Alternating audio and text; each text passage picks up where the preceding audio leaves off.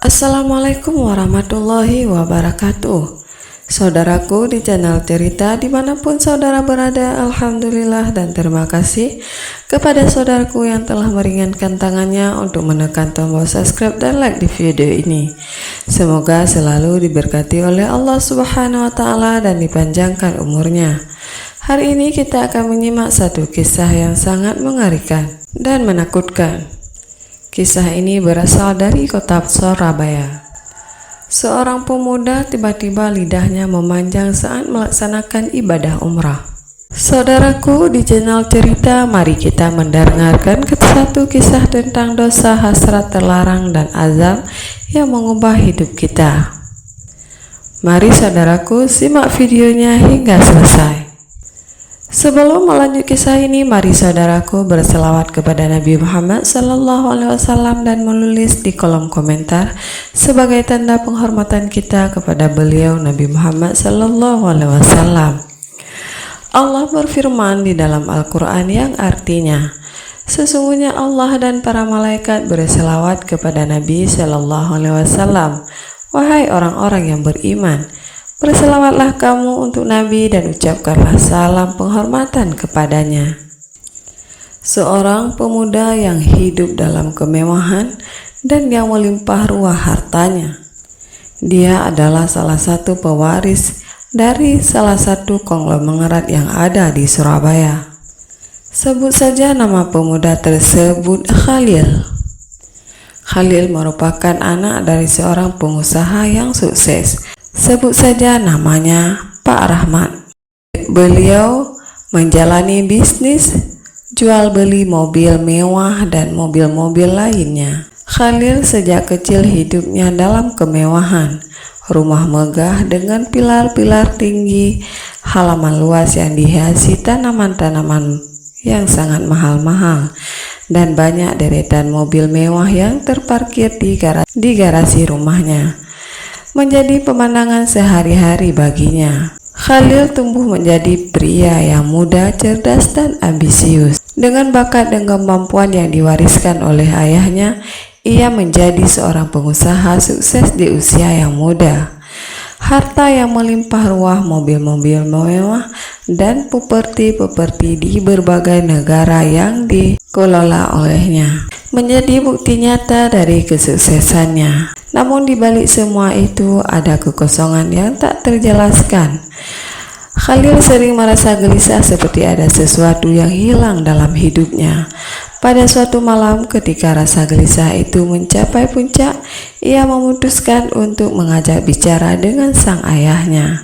"Pak, kenapa aku merasa tidak bahagia?" tanya Khalil dengan nada putus asa. Pak Rahman yang lagi membaca di dalam ruangannya, ia melihat Khalil dengan penuh pengertian. "Kamu sudah mencapai banyak hal wahai anakku, tapi kebahagiaan itu bukan hanya soal harta dan kesuksesan. Mungkin saatnya kau mencari ketenangan," kata sang ayahnya. Dan ayahnya menyarankan untuk Khalil untuk menjalankan ibadah umrahnya. "Di sana kau mungkin akan menemukan jawaban apa yang kau cari selama ini." Khalil terdiam merenungkan kata-kata ayahnya. Setelah beberapa hari ia berpikir, ia memutuskan untuk mengikuti saran sang ayah. Dengan kekayaannya, Khalil mendaftarkan diri untuk melaksanakan ibadah umrah. Perjalanan ke sana suci dimulai dengan segala kemewahan yang bisa dibeli dengan uang. Namun perjalanan spiritual ini segera berubah menjadi pengalaman yang tak terlupakan bagi Khalil. Sesampainya di tanah suci Makkah, Khalil merasakan kedamaian yang belum pernah ia rasakan sebelumnya. Suara azan yang mengalun lembut, berkerumunan orang yang beribadah dengan khusyuk. Ia pun melakukan hal sama. Khalil pun merenungkan, membuatnya merenung tentang makna hidupnya. Namun di tengah-tengah menjalani ibadah umrah, ia merasakan sesuatu yang aneh ada di lidahnya. Awalnya hanya gatal saja. Ia mengira mungkin ini lagi sariawan ataupun panas dalam, karena di Makkah merupakan tanah yang paling panas. Tetapi semakin lama rasa gatal itu berubah menjadi berat dan tidak nyaman. Khalil berusaha mengabaikannya, berpikir bahwa semua itu akan hilang dengan sendirinya. Malam harinya ia mencari dokter terdekat untuk membeli obat. Dokter memberinya obat sariawan biasa dan menyuruhnya untuk melakukan istirahat. Tetapi esok harinya saat ia kembali melakukan tawaf, lidahnya semakin berat dan sedikit memanjang, membuatnya susah untuk berbicara. Khalil pun merasa malu dan menutupi wajahnya dengan kain ihram yang dibawanya, berharap tidak ada yang memperhatikan kondisi anehnya itu. Hari demi hari lidahnya semakin memanjang hingga kain yang biasa digunakan untuk menutup wajahnya sudah tidak bisa menutup lagi. Orang-orang di sekitarnya mulai melihat dan berbisik-bisik. Ketika melihatnya, Khalil merasa malu dan tertekan. Dalam keadaan putus asa, ia menangis kesakitan. Akhirnya ia memutuskan untuk pergi ke rumah sakit besar yang ada di Tanah Suci. Setelah berbagai tes yang dilakukan oleh dokter, ia tidak menemukan penyebab medis dari kondisi lidahnya si Khalil. Tes menunjukkan bahwa kesehatannya baik-baik saja. Ketika Khalil sedang menunggu hasil tes di ruang pemeriksaan, seorang dokter spesialis yang soleh dan paham ilmu agama datang menghampirinya. "Maafkan saya, Tuan Khalil, secara medis kami tidak menemukan apapun yang salah dengan kesehatan saudara. Semua hasil tes menunjukkan bahwa Anda sehat-sehat saja," kata dokter itu. Kemudian sang dokter melanjutkan, "Namun ada kemungkinan yang sering diabaikan oleh banyak orang. Bisa jadi ini adalah ujian dari Allah, ataupun mungkin saja ini azab darinya. Allah memiliki caranya sendiri untuk menegur hambanya." Kata-kata dokter tersebut mengguncangkan hati Khalil.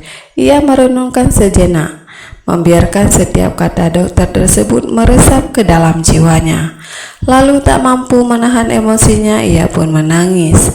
Air mata mengalir deras di pipinya, menandakan penyesalan yang mendalam dalam tangisannya. Khalil mulai menceritakan segala perbuatannya selama di kampung halamannya. Di kampung halamannya, ia sering mencaci maki dan menghina karyawannya. Ia tidak segan-segan memarahi mereka dengan kata-kata yang kasar jika mereka berbuat salah. Bahkan pernah menyebabkan seorang karyawan menangis dan mengundurkan diri. Sebelum mengundurkan diri, karyawan itu berkata dengan tangis yang mendalam, "Semoga Allah memberikan azab pada lidahmu yang sering menggores hati orang-orang miskin." Tak hanya itu, Khalil juga sering memfitnah saingan bisnisnya demi memperbesar usahanya sendiri. Semua itu ia lakukan demi kesuksesan, tanpa memikirkan dampaknya. Dokter soleh itu mendengar dengan seksama cerita dari Khalil. Khalil selesai mengungkapkan penyesalannya, lalu dengan suara lembut namun tegas ia berkata, "Tuan Khalil, sesungguhnya Allah Maha Pengampun lagi Maha Penyayang. Ketika seorang hambanya bertaubat dengan sungguh-sungguh dan memohon ampun, Allah akan menerima taubatnya. Ini mungkin adalah cara Allah mengingatmu untuk kembali ke jalan yang benar. Mohonlah ampun kepadanya, perbaikilah hubunganmu dengan orang-orang di sekitarmu." Kata-kata dokter tersebut memberikan harapan baru untuk Khalil.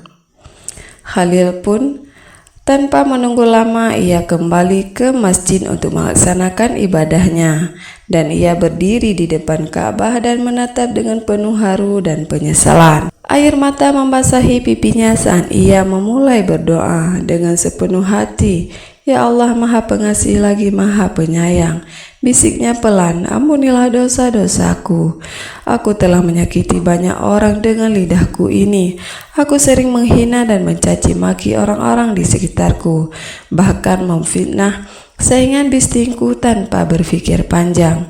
Ya Allah, aku menyesal atas semua perbuatanku.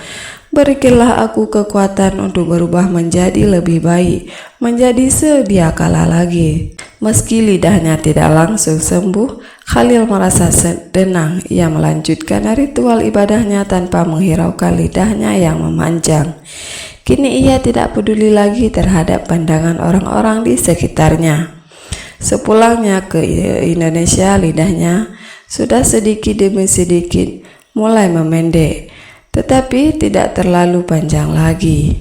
Khalil pun mengumpulkan semua karyawannya dan ia meminta maaf atas segala perkataan yang kasarnya di masa lalu, yang mungkin menyinggungkan hati mereka selama ini. Para karyawan terkejut dan terharu. Mereka melihat perubahan nyata pada dirinya Rizal, pada dirinya Khalil. Hari demi hari lidah Khalil mulai memendek. Kini Khalil menjadi sosok yang baik, tutur kata yang lemah lembut, dan ia tidak lagi memfitnah orang-orang demi bisnisnya. Ayahnya, Pak Rahman, bangga dan senang melihat perubahan anaknya. Di antara segala pencapaian dunia ini, Khalil akhirnya menemukan makna dari kebahagiaan yang sejati. Kebenaran datang dari Allah, kesalahan datang dari saya sendiri. Akhir kata, wassalamualaikum warahmatullahi wabarakatuh.